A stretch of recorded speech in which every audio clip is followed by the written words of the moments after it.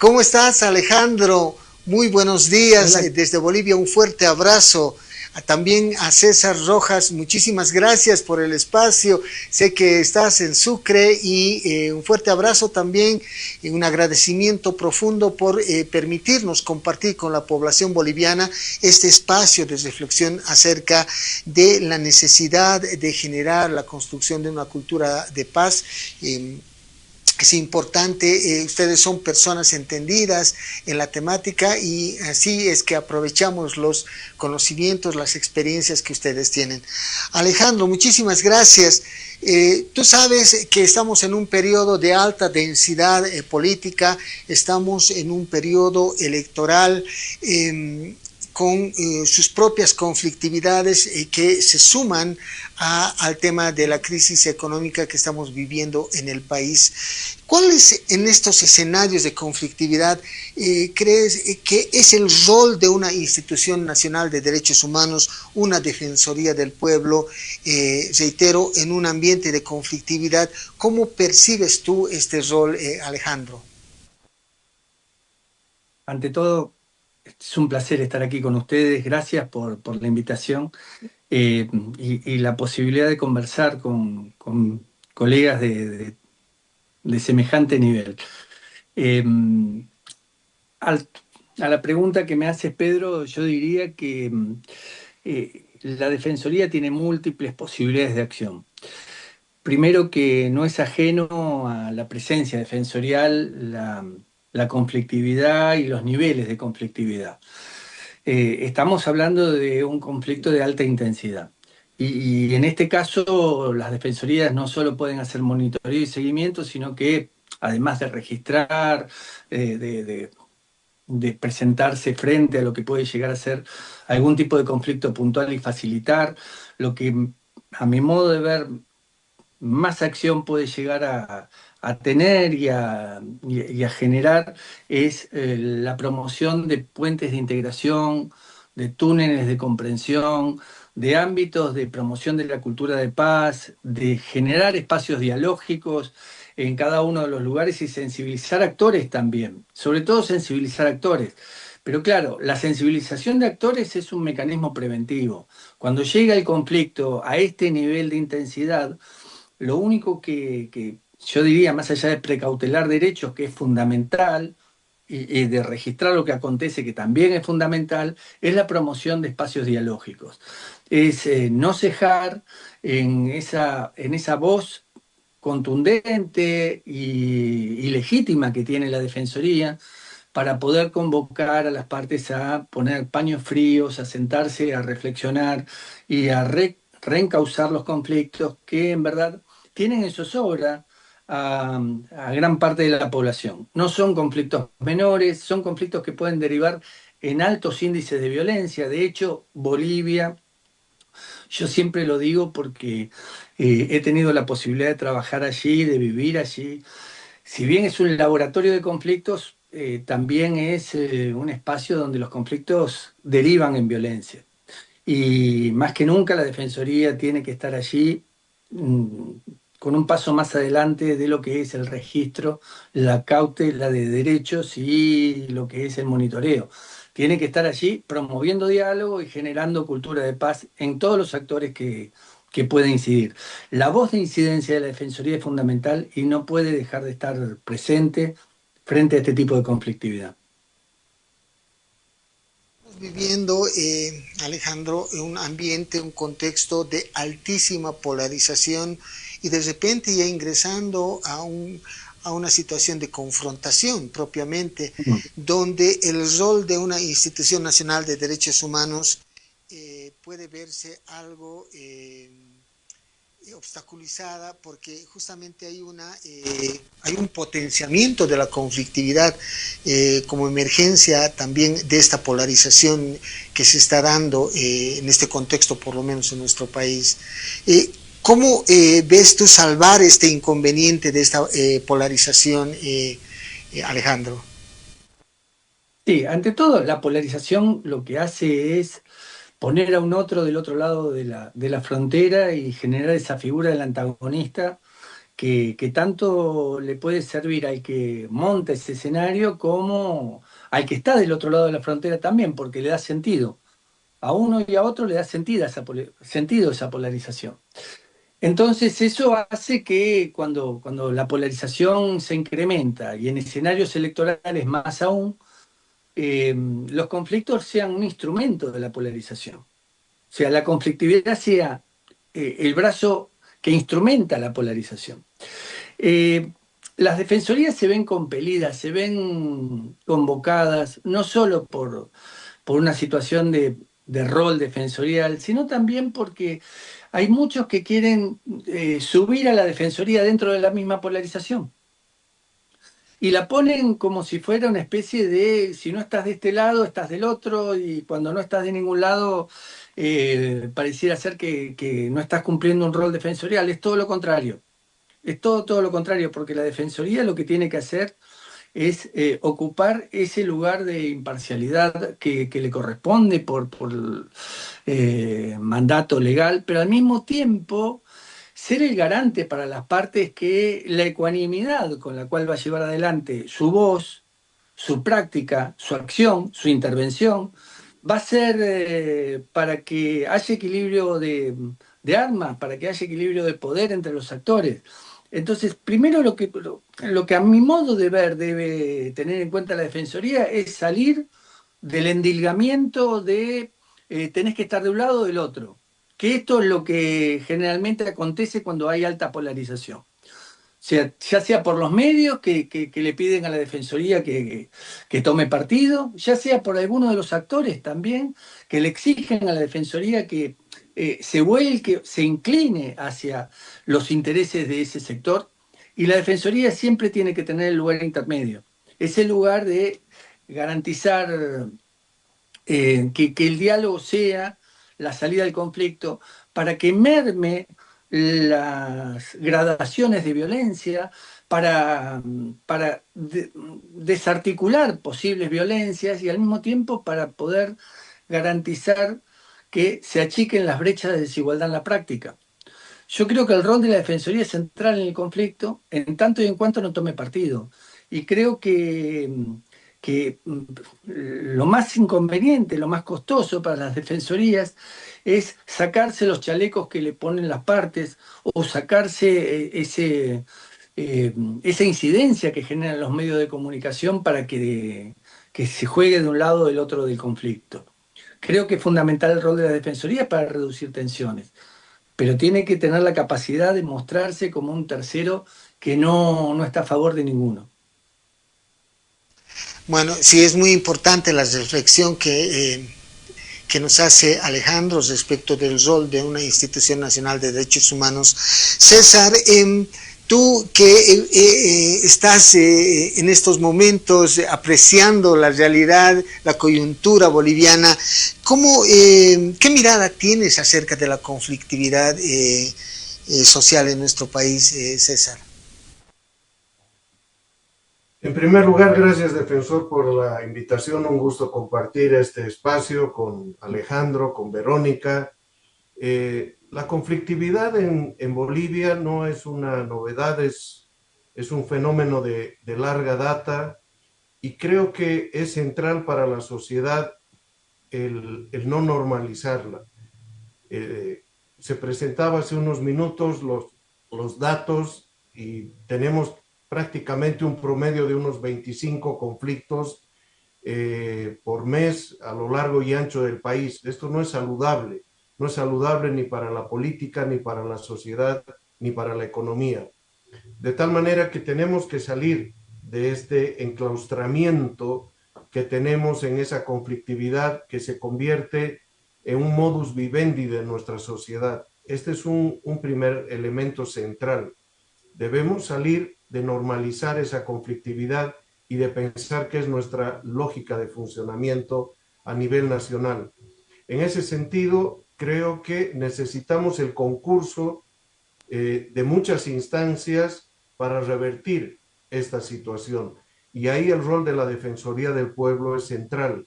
Si la conflictividad es el problema de Bolivia, el rol de la Defensoría es ser parte de la solución y no parte del problema.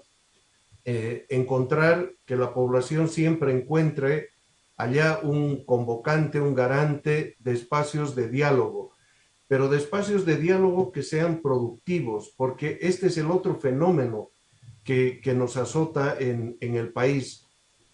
Los espacios de diálogo se convocan, pero no arrojan resultados certeros y sobre todo gratificación en esas partes que han sido convocadas al diálogo. Necesitamos que esos diálogos generen acuerdos consistentes y luego cumplimiento de esos acuerdos. Lo tercero es este rostro bifronte que tiene la Defensoría del Pueblo, entre los derechos, por una parte, los derechos humanos, y por otra parte, en el caso boliviano, este hondo compromiso con la resolución de conflictos. Y entre ambos rostros, entre ambas voces, entre ambos imperativos, encontrar su propia voz y su propia respuesta en las coyunturas. Es muy importante lo que tú indicas en sentido de que hay que llegar a acuerdos mínimos, básicos, que nos permitan justamente recomponer un relacionamiento al interior de la sociedad. ¿Qué hacer en espacios en los que existe una alta polarización, en los que las partes probablemente no quieren llegar a una cesión de sus propios intereses? ¿Cómo logramos generar estos mínimos? En primer lugar, defensor, ese nivel de tensión y de polarización que se expresa como en dos cosmovisiones confrontadas, en dos maneras de ver el país, la sociedad y los propios conflictos de manera diferente, y que muchas veces esas visiones se empuñan como fuerzas y se confrontan entre sí. Lo principal es llamar a que el marco de resolución es la democracia.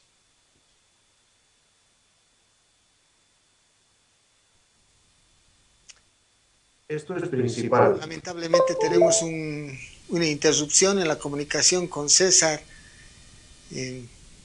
Bueno, entre tanto, retornamos con Alejandro. Alejandro, Lederach hablaba de los diálogos improbables cuando hay justamente una dificultad en este tema de los posicionamientos, de las radicalidades de las partes. ¿Cómo podríamos explicar, buscar resultados, consensos básicos en una sociedad polarizada donde, como le decíamos a César, existen posicionamientos de repente que no se quieren ceder por las partes confrontadas? Sí, ante todo me gustaría ahondar sobre lo que acabas de decir respecto a los diálogos improbables. Creo que todos los diálogos son probables. Y esto es mi pensamiento. Yo creo que no hay peor cosa que la que no se hace, ¿no? Así como los actores sociales dicen, no hay peor lucha que la que no se da, nosotros podemos decir que no hay peor diálogo que el que no se encara. Y la verdad es que creo que siempre hay un espacio de posibilidad para conseguir algo. El tema de fondo es que siempre hay lugar para que el diálogo siga incrementándose, para que el conflicto siga incrementándose en una espiral negativa. Y poder interceder en esa lógica de acrecentamiento de búsqueda de conflictividad por parte de los mismos actores del conflicto, yo creo que requiere no solo una voluntad política por parte de la Defensoría, sino también requiere de la necesidad de buscar a otros que te acompañen. No solo con los actores propiamente dichos, sino involucrar a otros actores dentro de lo que es una plataforma de intereses comunes alrededor del campo de la paz.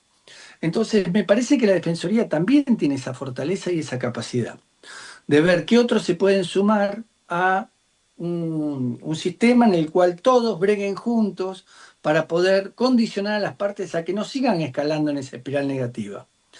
Y creo que este es un modo también de actuar, no necesariamente sentando las partes, sino también convocando a muchas voces a plantear que eso que están haciendo las partes no les sirve a ellos ni les sirve a la sociedad. Y yo creo que ese lugar la Defensoría necesariamente lo debe ocupar. Generar un ámbito común de planteamiento de paz para que los actores no sigan incrementando el conflicto. A mi modo de ver, uno no puede interceder en la decisión política que tiene cada una de las partes de seguir conflictuando. Y no puede interceder, ¿por qué? Y porque eso depende de la acción del otro, no depende de la acción del tercero. Pero sí el tercero, que es garante de medio, no de resultado, y ahí yo con César tengo cierto grado de resonancia, porque César dice, bueno, la Defensoría puede garantizar resultados efectivos. Sí, sí, pero cuando se involucra el conflicto es para garantizar que haya al menos ese puente de integración, al menos que se socaven lugares como para poder lograr que se entiendan algunas cuestiones de las partes y también ampliar la base de sustento desde una infraestructura de paz. Ahora, lo que no puedo garantizar como defensoría es el resultado. Eh, y aquí es donde me parece fundamental que esos diálogos que promuevan acuerdos mínimos, vayamos valorizándolo a medida que vamos caminando. Transitar el tránsito de por sí, o sea, llevar adelante el proceso de por sí ya es fundamental. Creo que es un rol central el que tienen las defensorías frente a la conflictividad y que el solo hecho de estar allí promueve varias cosas. La primera es que no haya abusos por parte de las fuerzas policiales, que se garanticen derechos en el lugar, pero también promueve que las partes reflexionen y tomen algún grado de responsabilidad en el conflicto, que si no estuviera la Defensoría, seguirían incrementando el conflicto sin ningún tipo de incidencia. Creo que la presencia defensorial es una incidencia y de por sí, con el solo hecho de involucrarse en el conflicto, está condicionando a las partes a no seguir incrementando la espiral de violencia. Interesante lo que nos mencionas, Alejandro, y pues el generar, digamos, espacios de intereses comunes con otros actores que tengan justamente una mirada destinada a buscar estos mínimos de convivencia es muy trascendental. ¿Cuál es el rol de los medios de comunicación, Alejandro, en estos justamente escenarios de conflictividad social? Porque el tránsito, la información que se da a la población también tiene su rol en cuanto a cómo se va visualizando una determinada conflictividad. Sí, tocaste un punto neurálgico, porque el rol de los medios de comunicación es central dentro del conflicto social. Y yo no sé si todos los medios son lo suficientemente conscientes del lugar que podrían ocupar como un tercer lado frente al conflicto, en vez de como un incentivador de conflicto en las partes. A ver, el conflicto vende. Y cada noticia tiene varias agendas que están pujando. Está la propia agenda de los medios de comunicación, la agenda de los que publicitan, la agenda de los actores sociales, la agenda del gobierno. Todas esas agendas están en juego en cada conflicto. Al mismo tiempo, los medios tienen la capacidad de recortar, segmentar, posicionar y omitir determinadas cuestiones dentro de lo que es la noticia conflicto. Yo creo que esto no es menor porque inciden en los radioescuchas, televidentes, lectores, en sus funciones. Los medios lo saben, pero también saben que el conflicto vende y que la violencia vende. Esto no es menor plantearlo dentro de un análisis del rol de los medios en la conflictividad social. ¿Por qué? Y porque un medio también es parte de un negocio. Un medio es parte también de lo que puede llegar a ser una lógica empresarial. Y si a mí esto me da rating, a mí esto lo consume la gente, ya sea por el morbo de la sociedad, ya sea por el interés de estar informado, los hechos son los hechos, pero a veces los hechos, al ser recortados, omitidos, posicionados, tienen otro tipo de enfoque. Y después los medios también irritan a los actores. Su presencia le genera al actor mayor necesidad de producir un acontecimiento mediático y eso a veces va con determinado tipo de gradaciones de violencia. Entonces digo, la responsabilidad de los medios es enorme frente al conflicto y creo que hace falta desde lugares como la Defensoría trabajar con los medios de comunicación para concienciar alrededor de la responsabilidad del medio en el conflicto. ¿Por qué? Y porque el medio no es lo mismo estar poniéndole un micrófono a alguien para incentivar su belicosidad que buscar actores clave que puedan hablar de la paz. No es lo mismo estar en lugar de los hechos mostrando los hechos que omitir determinado tipo de hechos, que ponerle la agenda propia del medio al conflicto, como pasa muchas veces.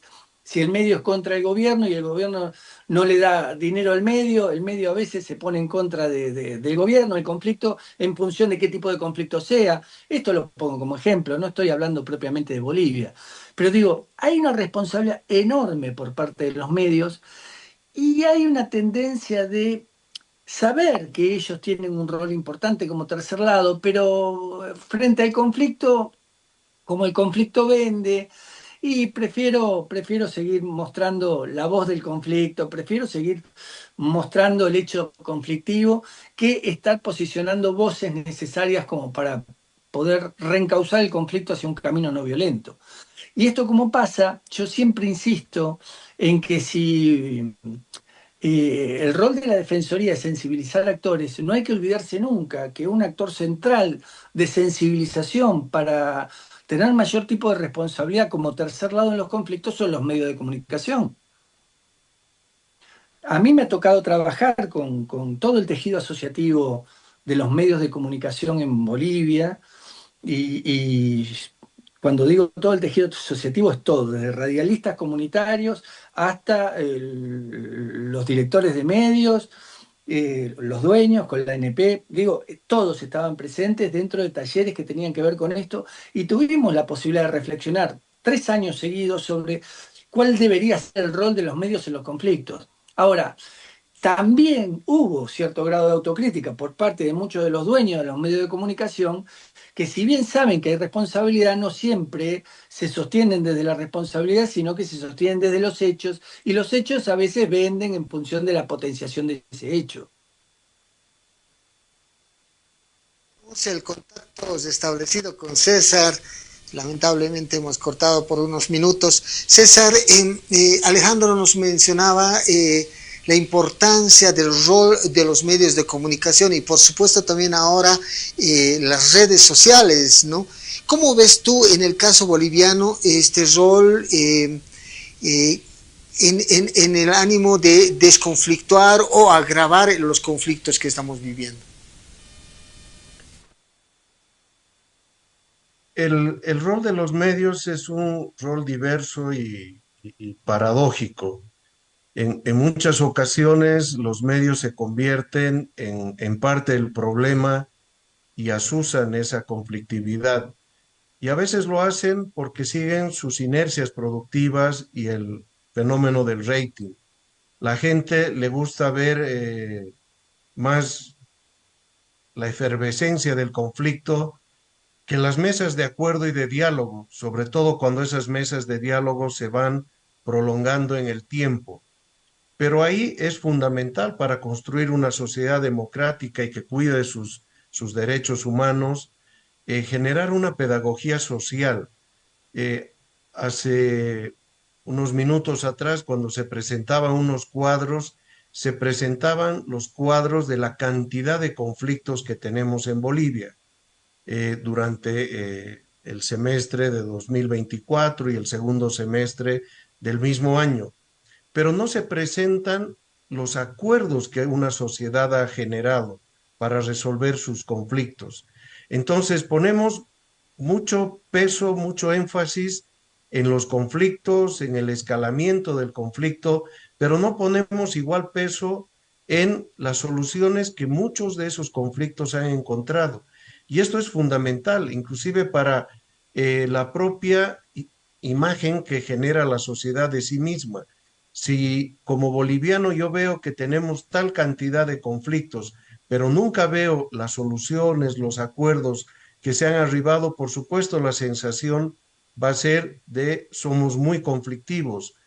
Es necesario que los medios también generen en esta pedagogía social un contrabalance a los conflictos, también luego mostrar los acuerdos que se han generado y a los que se han arribado. Y eso significa también rescatar la capacidad y las habilidades que existen en nuestro país a nivel institucional, social, de arribar a acuerdos. Por supuesto, queda un remanente sobre el que hay que trabajar debidamente, pero es una falsa imagen la que se presenta cuando tenemos una gran cantidad de conflictos, pero no contrabalanceamos con la cantidad de acuerdos y soluciones a las que se han llevado o a las que se han arribado. Y generar este contrabalance es saludable también para una sociedad en cuanto a impulsarla y a reencontrarla con sus cauces que tiene para la generación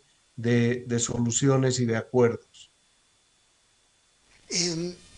César, en estos últimos días hemos vivido situaciones muy difíciles para la población boliviana, el fallecimiento de varias personas, personas heridas, detenidos, en fin, mucho daño que se ha ido provocando al tejido social mismo, ¿no? ¿Cómo ir recomponiendo este tejido social? ¿Cómo ir nuevamente articulando estos espacios de convivencia? Efectivamente, defensor, hemos tenido días de una conflictividad de alta tensión y eso desemboca en muertos en el escenario del conflicto. 6 muertos, para ser más exactos. Esto significa un profundo desgarro social y genera una huella hacia adelante que daña nuestra sana convivencia. Creo que es fundamental que desde la Defensoría del Pueblo alentemos un modelo dialógico de confraternidad entre los bolivianos. Creo que nuestra conflictividad ha logrado inclusive intoxicar y deformar nuestro modelo de diálogo social. En vez de que generemos un modelo de diálogo social inclusivo, hemos generado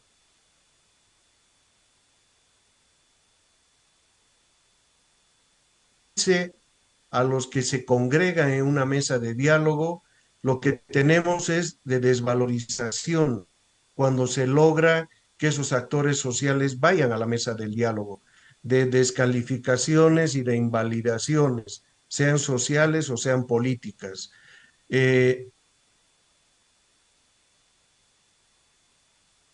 Un ambiente y un escenario de calidez donde las partes se sientan que ahí cognitivamente pueden razonar de manera tolerante, pluralista, para arribar a acuerdos razonados.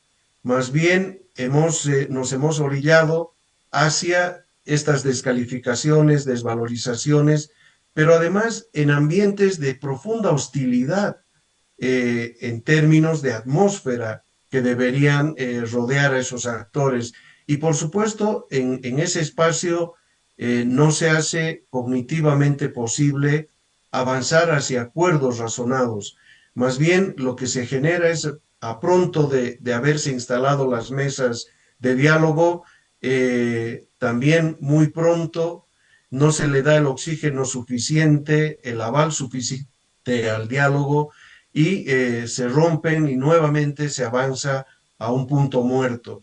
Es fundamental salir de ese modelo de diálogo social, de hostilidad y avanzar progresivamente a un modelo de diálogo mucho más fraterno, donde las partes que sean convocadas encuentren receptividad, calidez, pero sobre todo un clima cognitivamente productivo, fértil, para poder arribar a esos acuerdos que son en ciertas coyunturas de enorme urgencia y de enorme trascendencia para el discurrir de nuestro país.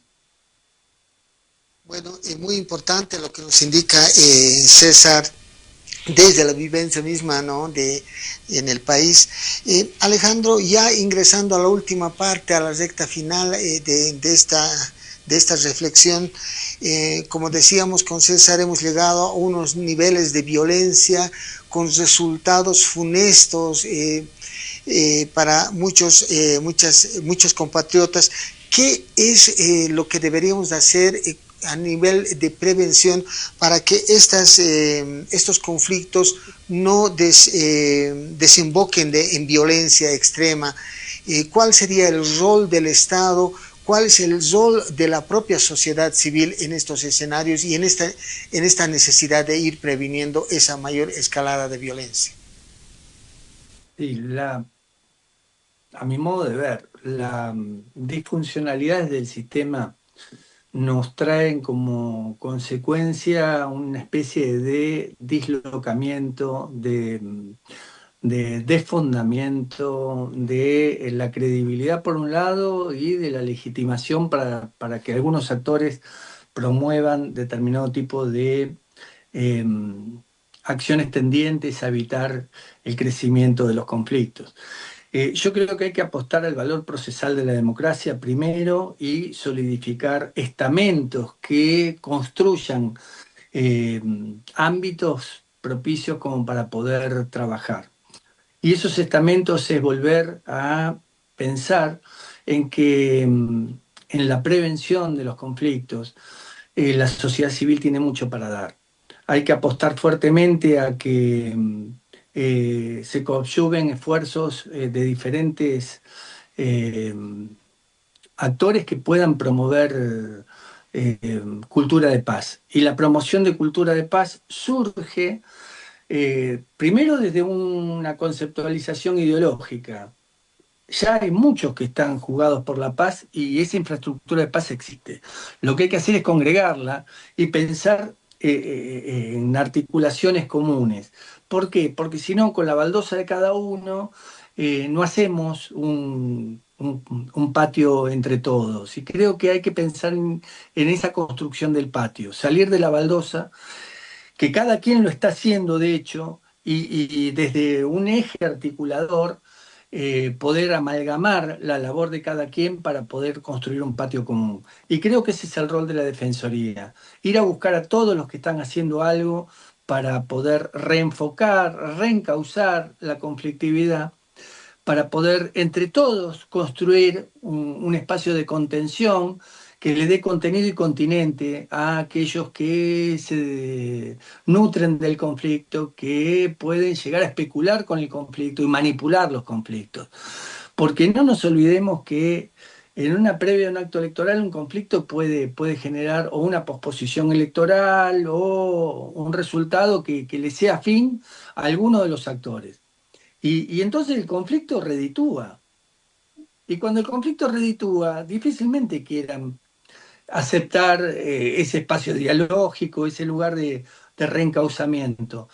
Bueno, yo creo que es fundamental que la Defensoría supere la estética dominante y vaya mucho más allá de esos intereses espurios que pueden tener circunstancialmente las partes para que muchos se sumen a una causa común. Y creo que ese lugar de el amalgamar el patio lo tiene la Defensoría del Pueblo, para que cada quien salga de su propia baldosa o siga haciendo lo que hace en su baldosa, pero lo ponga en común para que eso común dé un resultado. Ya para finalizar también esta entrevista con César, ¿qué hay que hacer, qué debemos realizar para buscar un desescalamiento, para desescalar más bien la conflictividad que tenemos en este momento en la coyuntura del país, César? Defensor, Creo que es una buena manera de ver el rol nuestro y apreciar el rol que puede desempeñar la Defensoría del Pueblo, viendo que una sociedad es un campo de fuerzas, un campo de fuerzas a veces centrifugado por actores que quieren invalidar el diálogo, que quieren invalidar la negociación y que quieren imponer la unilateralidad y la radicalidad. Y frente a esto, creo que hay que convocar a la mayor cantidad de actores posibles en múltiples niveles y bajo distintas temáticas y mostrarles efectivamente que el diálogo es un camino real y es un camino efectivo y es un camino que construye democracia y que construye país. Cuanto más desbalancemos a una sociedad positivamente hacia el diálogo, hacia la mediación, hacia la negociación, hacia este modelo dialógico fraterno, eh, mejor pertrechados vamos a estar para encarar el conflicto, las situaciones de alta tensión. Por tanto, es casi como una competencia entre qué actores jalan más para su lado, quién pone más masa crítica de qué lado. Y es fundamental que quienes tenemos este hondo compromiso con la cultura de paz, vayamos formando una mayor masa crítica y con esa mayor cantidad de masa crítica podamos generar acuerdos en distintos niveles. Y un primer acuerdo que tenemos que formar los bolivianos es no abrir las esclusas al bloqueo. Podemos abrir a otras formas de manifestación, pero no podemos bloquearnos a nosotros mismos, porque esto también es bloquear nuestro propio futuro. Agradecer muchísimo la presencia de dos expertos en materia de conflictividad, en materia de resolución de conflictos. Nos ha acompañado Alejandro Nató, especialista en resolución de conflictos, mediación y gestión de conflictos públicos desde Argentina, a César Rojas, especialista conflictólogo, quien nos ha acompañado desde Sucre, con las miradas tan importantes que se tiene acerca de la coyuntura que está atravesando nuestro país. Muchísimas gracias por este contacto, comprometerlos a que podamos en algún otro espacio seguir con estas reflexiones. Un fuerte abrazo a la distancia, Alejandro, César, nuevamente reitero mi agradecimiento por el contacto. Gracias, gracias. Un abrazo, defensor, y otro gran abrazo para Alejandro. Estamos ahora con Verónica Pacheco, que es parte de la unidad de conflictos de la Defensoría del Pueblo. Gracias, Verónica, por acompañarnos. Mira, hemos hablado de conflictividad, hemos hablado de el rol que tienen los medios de comunicación, el rol que podría tener una institución nacional de derechos humanos, una Defensoría del Pueblo en estos espacios de conflictividad. Y también hemos hablado de como una salida a esta conflictividad de la cultura de paz, ¿no? ¿Qué es cultura de paz y cómo podemos percibir la construcción de una cultura de paz? Perfecto. Bueno, defensor, sí es cierto que hemos estado socializados en una cultura de la violencia, ¿no? Entonces, una cultura de paz es nuevamente aprender comportamientos, actitudes, ¿no es cierto?, que estén en el marco del respeto, de la convivencia pacífica, de la democracia como pilar fundamental, pero sobre todo ir como repensando nuestras actitudes y comportamientos de cómo hemos estado manejando los conflictos, por ejemplo, ¿no? Esa naturalización que hablaba César, ¿no? Del conflicto, es que nosotros resolvemos los conflictos no de la manera pacífica, no apelamos al diálogo porque hemos aprendido a resolver los conflictos así, ¿no? De estas maneras. Entonces creo que la cultura de paz nos invita a restituir el diálogo, ¿no?, como un elemento fundamental para trabajar el tema de la convivencia pacífica. También la cultura de paz es cultura es lo que aprendemos, ¿no? Y la paz no solamente tenemos que entenderla como la ausencia de violencia, perdón, de los conflictos bélicos. La paz va más allá, hablamos de justicia social, hablamos de igualdad, hablamos de equidad, ¿no es cierto? Y hablamos también de medio ambiente, de no racismo y sobre todo no violencia, ¿no? Entonces, y eso es lo que nos invita a la cultura de paz, a repensar nuestros comportamientos y modificarlos y crear nuevos valores en el mundo. ¿Con qué acciones podríamos construir cultura de paz? Principalmente la educación, ¿no? La educación es el principal mecanismo que nosotros tenemos para la educación para la paz, ¿no? Es decir, las acciones que se tienen que promover son, por ejemplo, empezar a abrir sensibilizar a las personas, espacios de sensibilización sobre la importancia de la resolución de los conflictos de maneras pacíficas, el diálogo como un instrumento fundamental. Otra de las acciones, por ejemplo, es ir a las personas, sensibilizar y de construir todo esto que hemos ido construyendo a lo largo de la historia, de nuestra persona, como, ¿no? Ir deconstruyendo todos estos comportamientos, actitudes violentas y repensar cuál es nuestro rol para que nosotros podamos encaminar otras, ¿no? ¿Qué acciones podemos hacer definitivamente de sensibilización, de formación, de educación para la paz? El ser humano vive en sociedad y en esas múltiples relaciones pueden generarse definitivamente situaciones también de conflictividad, así que en una sociedad no va a escapar a un hecho de conflictividad. ¿Cuál es la forma positiva de abordar un conflicto? De hecho, muchos estudios han presentado que existe una mirada negativa del conflicto, ¿no es cierto? Porque esto es de la manera en que se gestione. Como usted dice, defensor, el conflicto es parte inherente, es algo inherente de las relaciones humanas, ¿no? Entonces, ¿qué tenemos que hacer? Primero, tenemos que aprender a comunicarnos, pero básicamente no es saber escuchar, ¿no? Porque muchas veces nos comunicamos, estamos ahí, pero no estamos presentes. La comunicación es fundamental y sobre todo la comunicación no violenta, ¿no? Es fundamental que desde los hogares, desde la escuela, desde diferentes espacios se puede empezar a trabajar temas de comunicación no violenta para que también sepamos comunicarnos y sobre todo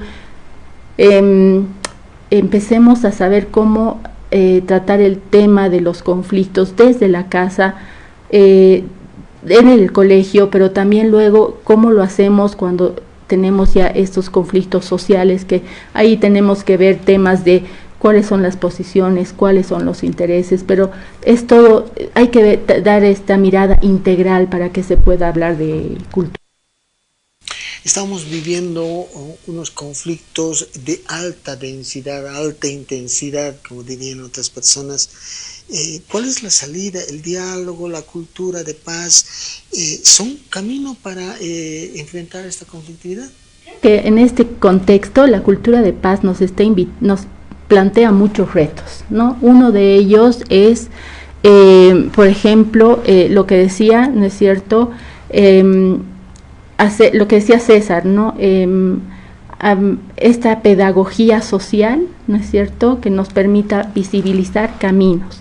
Por otra parte, también tenemos que ver que la paz es una corresponsabilidad de todos, ¿no? Estamos muy acostumbrados a mirar al otro como el culpable, pero también tenemos que ver de qué manera nosotros promovemos también o damos este granito de arena. Y esto a qué quiero hacer referencia: cuando recibimos una noticia falsa, ese ratito la estamos reproduciendo, ¿no? Sin analizar, y es lo que también un poco decían Alejandro y César, promover este pensamiento crítico, ¿no? Es fundamental empezar a promover el pensamiento crítico para que también se pueda, también nosotros seamos agentes de paz, siendo corresponsables en no mandar estas noticias falsas, y luego también establecer estrategias, buscar puentes comunes, ¿no? Nos están haciendo creer que vivimos en una sociedad muy dividida, que todo el día nos están diciendo qué divididos están, ¿no es cierto? Y en realidad no, tenemos muchas cosas que nos conectan, ¿no? Muchas cosas en común, y creo que ahí hay que apostar a lo común. Y como decía César, nos enfocamos mucho en visibilizar los conflictos, pero también hay procesos de diálogo que han dado resultados y no estamos visibilizando. Entonces creo que hay que apostar por esos espacios. A propósito de estos espacios de conflictividad, tú que perteneces, eres parte de la unidad de gestión y atención de conflictos dentro de la Defensoría del Pueblo, ¿en qué casos intervienen y cómo se interviene desde la Defensoría del Pueblo en estos hechos de conflictividad? Nosotros hacemos la gestión del conflicto, haciendo primero un monitoreo del conflicto, analizando el conflicto y haciendo acciones puntuales como tomar contacto con los actores, ¿no? Pero sobre todo el propósito final es facilitar espacios de diálogo para que las personas puedan poner los puntos sobre la mesa, ¿no? Construir consensos, pero de manera dialogada, ¿no? Entonces, desde la unidad de conflictos se hace también se hace el monitoreo de las marchas, ¿no? De las marchas, las movilizaciones, se ve qué derechos se están vulnerando, también se está viendo si no hay personas que, mujeres embarazadas, ¿no es cierto?, que estén participando, niños, ¿no es cierto?, personas de la tercera edad, y justamente lo que hacemos es precautelar que no se vulneren derechos humanos y sobre todo que no escale la violencia. Muy bien, es importante lo que nos acabas de decir, Verónica. ¿Interviene la Defensoría del Pueblo en todos los hechos de conflictividad? No en todos, no, los que realmente por la cantidad de defensores, no, pero sí tenemos conflictos estratégicos y puntuales que también pueden derivar, puede ser un conflicto muy local, pero que luego puede tener un carácter nacional, y ese es lo que nos permite hacer el monitoreo, ¿no? Es decir, ver si esto está escalando. Estamos viendo también tenemos el tema de la prevención, ¿no es cierto? Tenemos algunos elementos que hacen a la prevención del conflicto, justamente tomando contacto con los actores, ¿no es cierto? Y en su defecto, digamos, lo que siempre estamos pendientes de que esto no escale a violencia. O sea, realmente nuestro propósito es que buscar facilitar los espacios de diálogo o en el mismo conflicto que no escale violencia, para que no haya esta vulneración de derechos humanos, ¿no? Que eso es lo que nosotros queremos precautelar. Muchas gracias, Verónica. Hemos estado con Verónica Pacheco, quien es parte de la unidad de conflictos de la Defensoría del Pueblo.